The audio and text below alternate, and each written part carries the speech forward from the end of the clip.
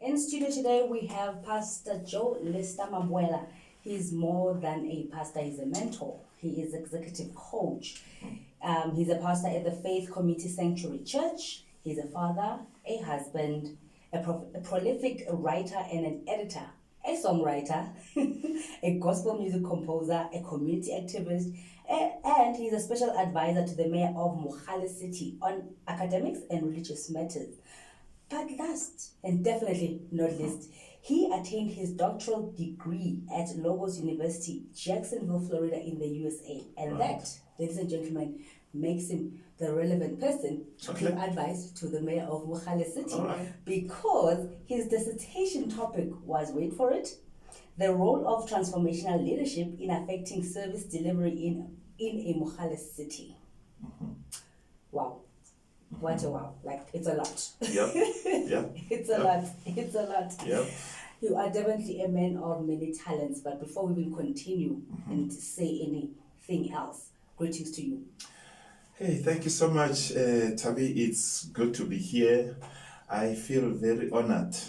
Yeah, very privileged to be here. Very few people can be sitting here. And I really, really feel honored, and thank you for the invitation. And I hope we'll be of empowerment to our people and to your viewers and to your listeners out there. No, we are very honored to have you, and for you to have agreed to this interview. We're really honored and thank you for that. Now, before anything else, do I address you as pastor, apostle, or doctor? Because I mean, whatever comes to your mind. I have never been very feisty. I've never been a person of titles. Because titles don't make you, you know. I know there's people with titles but lack the function. So for me, it's not about that. Okay. Yeah. Whatever comes to your mind, I'm good with it. Awesome. Yes. And what's the difference between a pastor and apostle? Because somebody said, no, you are apostle. Joe Mabuela. I'm like, okay, what's the difference? So let me ask the owner. At some point, I was called bishop. Oh, okay. Yeah, there was a time I was bishop, and then before you knew it, I was apostle. And then I was pastor. And that also confused me. I said, okay, but in terms of functionality, okay, but these are just titles that people bestow on you depending on the denomination that you're serving at, Like a bishop in an Episcopal denomination would be different from a bishop in a charismatic denomination. So it really depends on the setup as in terms of the honor or the position that they accorded to you. If probably, like let's say in our space, if I am a pastor, it means I'm in charge of a local congregation. But immediately I have more than one congregation under my leadership, then I become bishop. I'm a presiding pastor. Then if I have bishops under my leadership, then I'm an apostle. So yeah. So it depends really on the space you find yourself So at. which space are you at right now? All of the above. All right, I think we'll stick to pastor then. Let us get straight into it, pastor. Like I said when I started on the video, to say most people know you as Pastor Joe. And before we get to other matters, it's just that right here at home. You are a pillar. I can say you are very known in the community. Many people know you. Many people, when I was looking for a person, like I need somebody to talk to, and they're like, you are the first person that really? People referred me to. So I was like, okay, well, which means you play a good role, and people know you and respect you in the community to a point that when we talk about your many titles, you being an activist. I remember about 3 years ago, could be 2-3 years ago, when obviously we had an issue here in Mogale City. The Sharon factor. Yes, the Sharon factor. It became a big thing. And we saw other nationals, foreign nationals being evicted, obviously, from Mogale City. And I know that you're one of the people who were in the forefront in trying to find balance, peace, assistance. What was your role exactly in all of that? Because at some point, like you were saying, Sharon factor, it became distorted. The story became distorted. The facts, we could not determine the facts from fiction. So let me just get it straight from the horse's mouth. What was your role during that period? You see, what happened at that time is there was a leadership vacuum. When you hear people in the community saying, hey, siyohlangana eSonap. Yes. You know, Rokopana, we're gonna meet at Sonap. Do this. Oh yeah, there's a girl that has been kidnapped by Nigerians or foreigners. Yes. And then now we're out of interest, and because you are a member of the community, and the girl in question is, you know, someone known to you. Yes. It could be a daughter, it could be a sister, you know. And I'm like, okay, I'm also going to Sonap. To find out. Yeah, what's to find going out. on. And if there's a girl kidnapped, I cannot just be sitting, you know. I have to be involved. I've always been a comrade. I've always been a senior. I've always made sure that, you know, there's justice in the community. Yeah. So I get to Sonap, and then, okay, Buffett was Kipani. Sure. You know, what's cooking? Yeah. No one knows. No, we are here, you know. A girl has been kidnapped. We had this, we had that. Yeah. So who's the leader? Don't know. Yeah, no one is the leader. Okay, because there's a leadership vacuum, so I step into the vacuum. All right. So I stand there and said, okay, way forward. Yes. So I provide way forward. So I take over. I hijack the process. I become a leader. You do what you do best. Yes. You take control. Yes, I'm a leadership specialist. I Yeah. mean, my dissertation was on leadership. I specialize in leadership. I coach on leadership. So when there's a vacuum, I step in. I don't wait to be appointed. No. You know, I've always been on my pambi. So I step in. I take leadership. Nice. So one accord, as better as your better accord. Yeah. And someone right in the studio said, no, we're going to speak to Pastor Joe Mabuela. Oh, no, I know that pastor. Yeah. It's the pastor that drove out the Nigerians from Mahale City. I'm like, oh, okay. They say so, but not really. True. I mean, I don't know. Yeah, but not really, you know, because what happened is, you know, when there was that particular issue, so we had to run around looking for the lady, etc., and then, you know, confrontation with police, and then confrontation with the foreigners themselves. But you try, as you said, balance. You try to, you know, ascertain what actually happened here, you know. Although we never got to the bottom of the thing, but at the end of the day, the drug lords were driven out of the community. The drug dens were razed to the ground, and we had a victory. I would say that much as there were other stories about, you know, this girl having faked everything, but for us it served another purpose. We're able to achieve what we achieved, the unity of the community, the fact that we're able to bring the police minister here, and the police came in and they swept that place, and You read of the drug den, yes, you know, yes, people got arrested. yes. Whether they stayed in jail or not, it's another story. But That's another story. yeah, yes. no, I know it got hectic because I was there. I was reporting on the ground. I even got shot. All right. So oh my word. I know how it was. Yeah. I know how it was. Let's You move know. on and talk about COVID. COVID hit the world in a crazy way. Nobody expected it. Yeah. You know, we saw it happening, you know, when the US and, you know, Italy and Right. were observing, and then it hit here in South Africa. Boom, you're on level 5. People are not going to church, people are not going to work, people are not going to school. Yeah. And during that period, what was the role of the church? What was the church's message to the people? How did you guys keep the people motivated?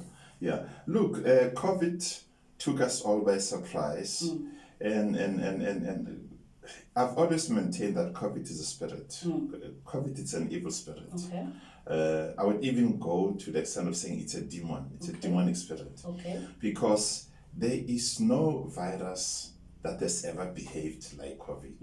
You know, we know that viruses flourishes under certain conditions, under certain weathers, but this one, I mean, summer, winter, cold, hot, It's there. It's there.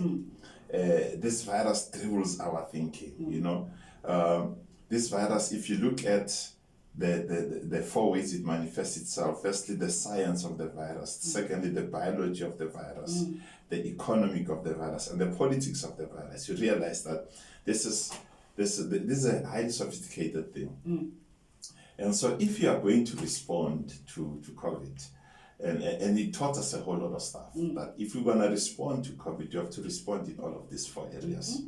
You cannot just respond on it biologically and not respond politically and not respond scientifically and not respond economically, you know. So we had to respond in all of these aspects. So that is why even as the church as an organized system structure, had to respond, in all of these 4 areas. Firstly, we had to keep people motivated through, giving them hope. Okay. The one good thing you can do to hopeless people is to pump them with a lot of hope and say, listen, it will be okay. It's gonna be okay. This thing's gonna pass. And at the same time, people are dying. Okay. We are losing church members. I mean, I was one of the pastors that was burying people like you won't believe from even other churches. I mean, I had pastors that would call me and say, hey, Ruti, I gave for stand For sure. so can you help me bury, Okay. And we did that. Not because I'm smart or because I'm clever, but because I understood the science of the virus. I understood how the virus operates. Okay. That's why I still maintain this virus can be beaten. It's a behavioral thing, How can we beat it, Pastor?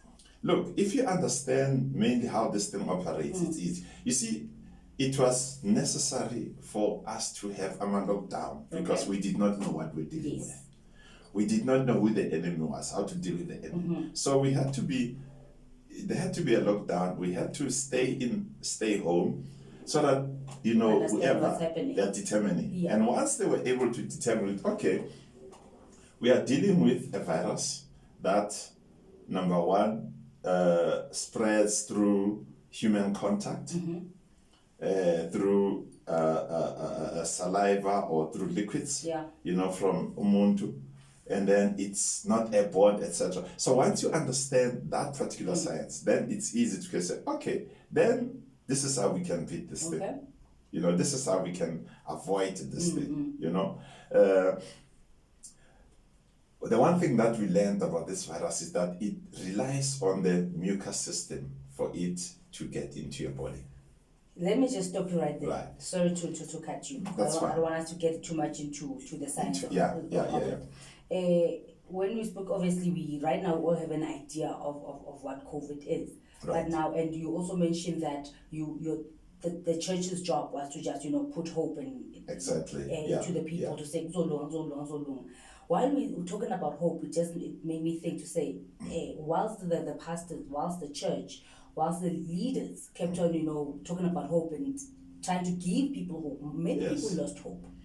And many lost because of loss of income. They lost money, they lost their jobs, and most lost hope because of the situation at home, leading to sexual abuse more than anything.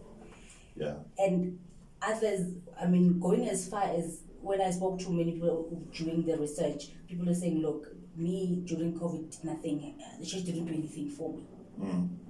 Even just besides giving me hope, they did not do anything for me. I was in this situation whereby I was raped and. So what is that hope doing for me? So there's something, how then did the church get involved in such whereby now, there's so many cases? There's a lot, Thabile, there's a lot. I agree with you. I personally have attended to a lot of people.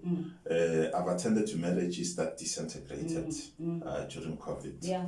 I've attended to young girls that were subjected to sexual assault by uncles and cousins and fathers, because you can imagine you are stuck in that house, you are locked in that house with this monster, and for this monster, this predator, it's an opportunity for him. So we have seen those things. We've been inundated with calls, and unfortunately, different churches responded differently. Other churches, unfortunately, did not have the necessary capacity, But churches like ours, which has the capacity, were able to respond, were able to save some of the girls out of this situation. We're able to get people arrested, Wow. We're able to get some ladies into homes, places of safety, and had police follow up on certain cases, There were cases where, for instance, a mother would say, hey, if aboshwa Lomuntu, what's gonna happen now To us, because he's the breadwinner, he's the provider. And we'd say, Mama, would you rather stay with your daughter here who's been raped every day by a so-called boyfriend of yours than have this monster removed from here? And Spawny plan with what do we do? Yes. You know? So some women are caught up in that situation. So we had to come in as the church and become the link between the necessary help that is out there, which these people are not aware of, and bring it closer to them. And we've successfully done that in a number of cases. Wow. And I can say that although it was not really enough, but from our space we're able to do something. So there's a lot of churches out there that have really gone all out. I mean, I personally was running around, organizing food parcels and whatever, and dropping them off to senior citizens' homes, etc., etc., etc. We've done that. But like I say, not all churches had the capacity to do that. Okay. But those that had the capacity were able to do that. Yeah. Now, with the pastors, while we are talking about, the capacity and the pastors being able to assist others not being able to assist, we've got a number of cases. Yes. As I'm aware, whereby now reports, getting in the newspaper reports of this pastor sexually abusing young kids, this pastor sexually abusing boys and young men, in Durban, and calling them the chosen one from his church. We've got Pastor Motoso, who also was allegedly, accused of grooming these young girls as young as 14 and then sexually abusing them and human trafficking. We've got Pastor Bushiri, who's also now being allegedly charged for molesting girls as young as 14. Others he threatened. Rape and so on. Yes, others he raped them. Others he threatened to kill them. The list goes on. Durban, Joburg, and that mixed now with all the stresses of COVID, people not been getting help, and you find me hearing all of these pastors. True. What do you have to say as a Pastor Joe to say, okay, how are people supposed to say, I believe in the church, I believe in God, I want to go back to church, whilst you're getting all these reports? Yeah. You see, Thabile, unfortunately, as a pastor, you find yourself in a space where people have complete trust in you. Complete trust in you. And if you abuse that trust, you unfortunately lose your credibility as a pastor. And in my world, you even lose not only the respect but the status as a pastor. Okay. Personally, I've always said not only to pastors but also to the leaders in the church, male leaders, deacons, elders, whatever. And I've said to them, and they can tell if you ask any one of them. I said, if any one of you here, men, I hear that you have beaten your wife or your partner, you're no longer qualified to lead with me. You don't. It's an automatic expulsion, not even suspension, nothing. Because umfazi akashawa. It doesn't matter what she does. She can provoke you as much as you can, just simply walk away. Akashawa. Once I hear that you've done that, it's an automatic. We don't even discuss I don't want to hear your story with no. Pack your stuff and leave. Period. That has always been my policy. I've had pastors that worked under me that have been expelled from the ministry because I've had from DC, or he was groping a young girl. It's nice. And I've said, Chief, you no longer qualify here. We don't do that. We simply, I have a daughter. Of course. How would I feel if an older man would do this to my daughter? Think about your daughter. Before you think about this girl, think about your daughter. If it was your daughter in this position. In this position, So these girls in the church, many of them are coming from fatherless homes. Okay. And when they come here, they see in you a father, Hence they call us father, they call us baba, whatever. They see a father figure, basically. They see a father figure. And so when you see into zakho. into zakho. You wanna do nasty things to the kids. Yeah, you know, with your lustful eyes and so on. And we said that is not on. Hence, I support the move that says if pastors are found guilty of that, let them be arrested. Let them be stripped off of their pastoral status. You cannot be a pastor and be an abuser. You cannot.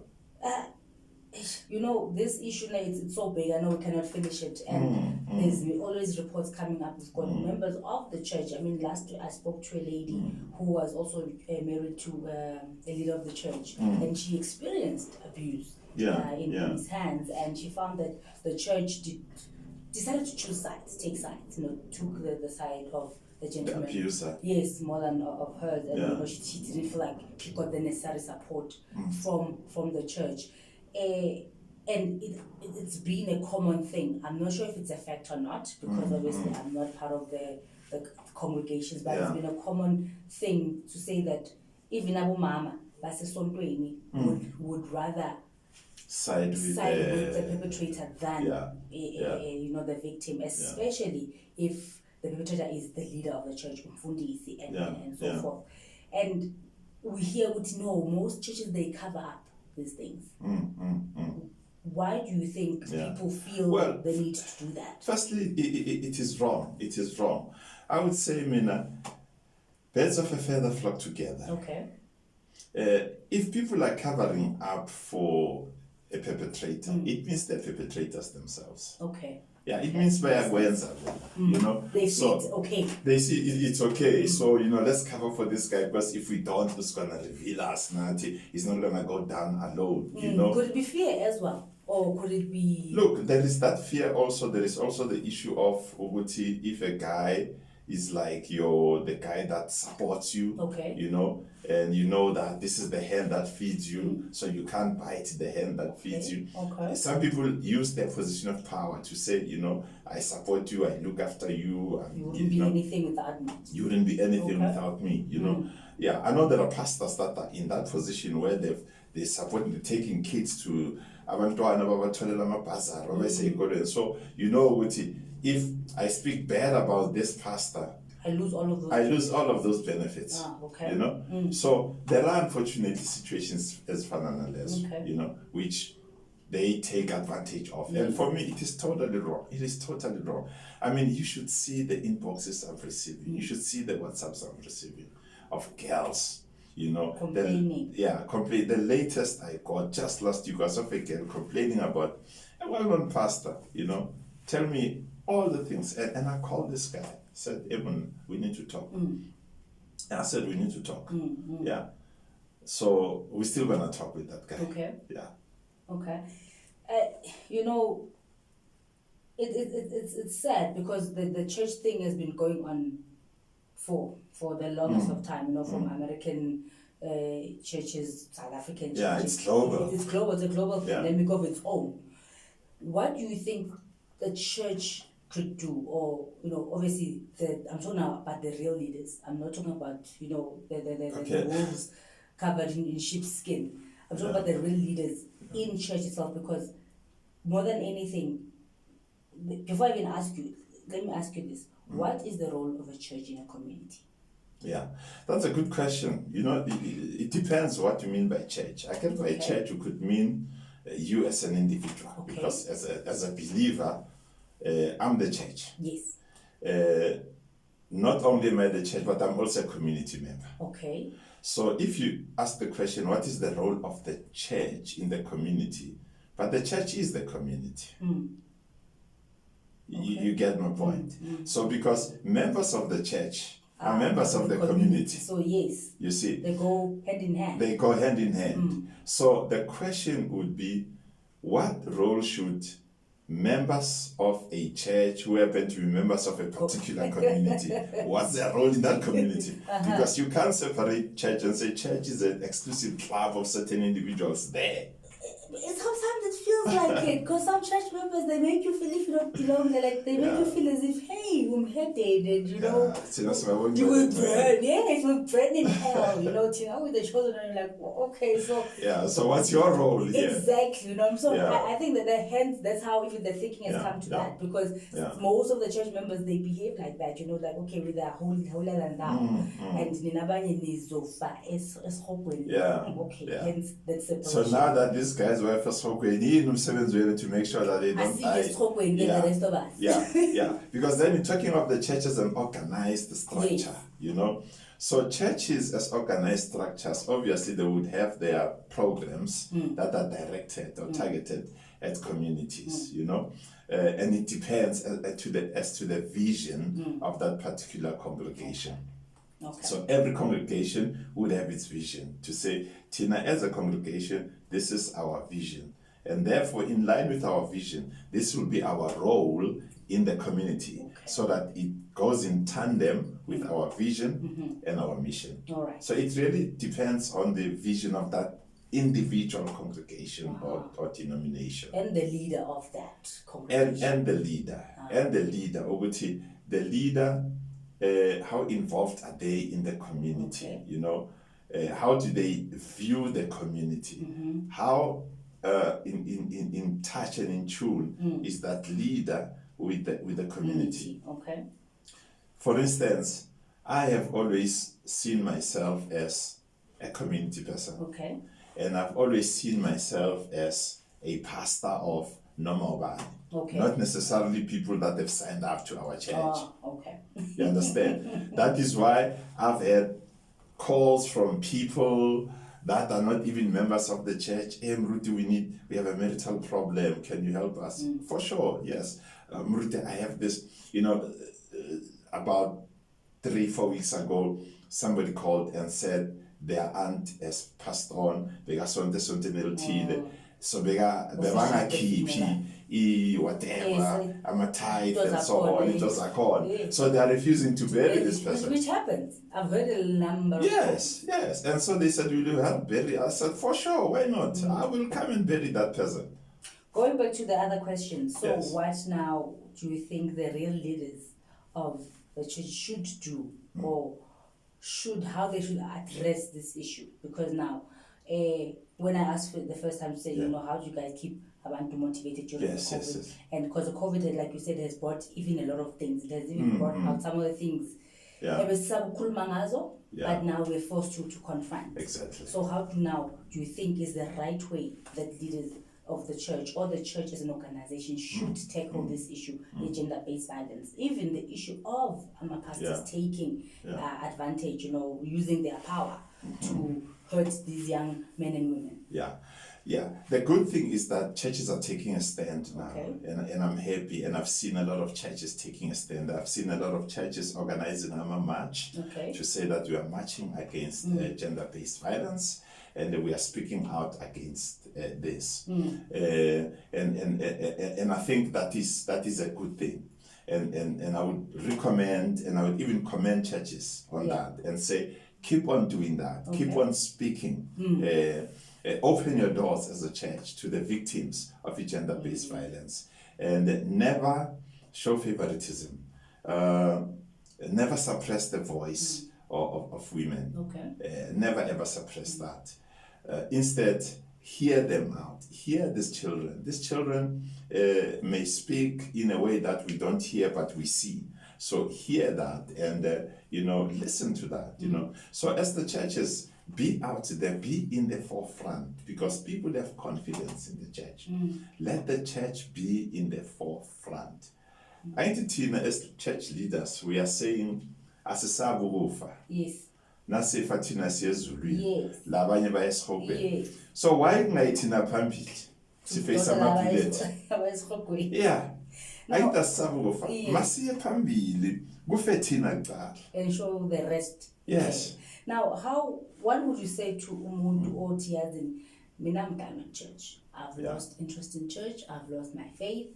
I've lost my faith even in God, because now we know God is a different topic on its own, but normally God is associated with church. Yeah. Right. So now what would you say to a person oti mina I'm done with church. I don't Yeah. believe in church. I don't believe in pastors. There's so many terrible things happening. Our phones doing this, doing that. Yeah. Our mom's doing this, doing that, and all of that. And just putting everything together. What would you say to the lost soul to try and bring them back and make them understand that a church is a church and there's also God, and how the two integrate together? You know, I've had that question numerous times, and I've always said to people, look, number one, I never throw out amanzi angcolile nomntwana. Okay. Yeah. I wash the baby, and then I take the baby out and I throw out the dirty water. But I will never throw both. And then secondly, I would never stop believing in something good because someone has spoiled it. Okay. I would not. There's so many examples you can give out there of situations that have said, but hey, you know what? Sasha esikolweni abo-principal baseropa basithathela ney'mali badla ney'mali zethu, but we never stopped going to school. Okay. Yeah, we never said angisayi esikolweni ngoba bayangishaya. Angisayi esikolweni ngoba that principal is corrupt. You know, I still get my education regardless of the situation. Yes. So much as abantu nababona umfundisi babona sort of a deputy Jesus, yes, or deputy God, no. you know, but you cannot say ngikwatela uNkulunkulu because of umuntu. Okay. Yabo? Ngoba lo muntu lo chances are uzoyilungisa indaba yakhe noNkulunkulu when yosala kuphi. You understand? Because the very same person who made you not to go to heaven, ekugcineni uyabona ukuthi mara la ayiphela lana I can say can say flop. So I need to repent, I need to go to God and cry. And uNkulunkulu in his mercy says, mntwanami sure, njayami woza. I've got you woza ezulwini. Wena usele ngala. Yabo? Ngapha umuntu God macala uyahamba ezulwini wena ukuphi, because you are looking at that person. That is why it's important to say, this is my journey alone. And if I have a problem with pastors and churches, there is nothing that stops me from just loving my God long corner until the end he leads me to a space that I will find safety. There's nothing wrong. Wow. There's nothing that stops you from saying, I mean, I've had a lot of people in our church that said, Mfundisi, I have a problem. I've said, you know what? As long as you don't abandon God, I have no problem with you leaving the church and being at home until you feel that I'm strong enough to can face, these hypocrites. Because I cannot guarantee you ukuthi labantu abalapha esontweni bonke basindisiwe. Khona abazayo because bathanda music. Abanayo uNkulunkulu. They love the music. Khona abazayo mabafostiwe nanga esontweni ngeke kuhle nanga esontweni so sengaya esontweni to please umama mara ayikho lento kuwe wena ufika esontweni ukhubekisa lo muntu naye ukhubekiswe from wherever endlini. So it's a cycle. It's a cycle. So hence when I love that verse that says, look unto Jesus, who's the author and the finisher of your faith, not unto people. Wabheka umuntu uzolahleka. On that beautiful note, Pastor, Apostle, Doctor, all of Bishop, all of the above. Joe Mabuela, thank you so much. Yeah. Look, it's Kathy's If it was not time, I would have liked to continue this chat. Yeah. And There'll always be part 2. Of course. Yes, and part 3, and part 4. See, I'm glad you said that, because now I know I can just keep on inviting you. On that note, I would just like to say thank you so much for tuning in, and thank you to Pastor Mabuela for joining us today. Look, there's so much to talk about. Like you said, there's part 2, there's part 3. We will continue these chats, and we will be adding other things that come up. That's the beauty about life. And there's always something coming up, and there's always something to talk about. So we'll continue and talk about it. Remember, if you would like to advertise with us, you can contact us right here on the Wild West Radio Show. Wild West Show Radio TV, Wild West Show Radio TV. And also we are on all social media platforms. On Facebook, we are on Instagram, we are on Twitter, even on TikTok, and they're gonna be posting these bloopers on the TikTok videos. So make sure that you check those ones out because it's gonna be insane, guys. Look, it's not easy doing this, and people think it's so easy, but it's so not easy. Every time we do this, we get nervous. Pastor, once again, thank you so much for your time. I really appreciate it. We will be catching up on part 2 and continue. Yes. And if you like us to specifically talk about something specific on part 2 with Pastor Joe, please drop us a message. Also can follow him on his social medias, drop a message, comment on what we'll talk about today. And yeah, let's continue chatting. And this is Tabby Talks on the Wild West Show, Radio TV. Adios.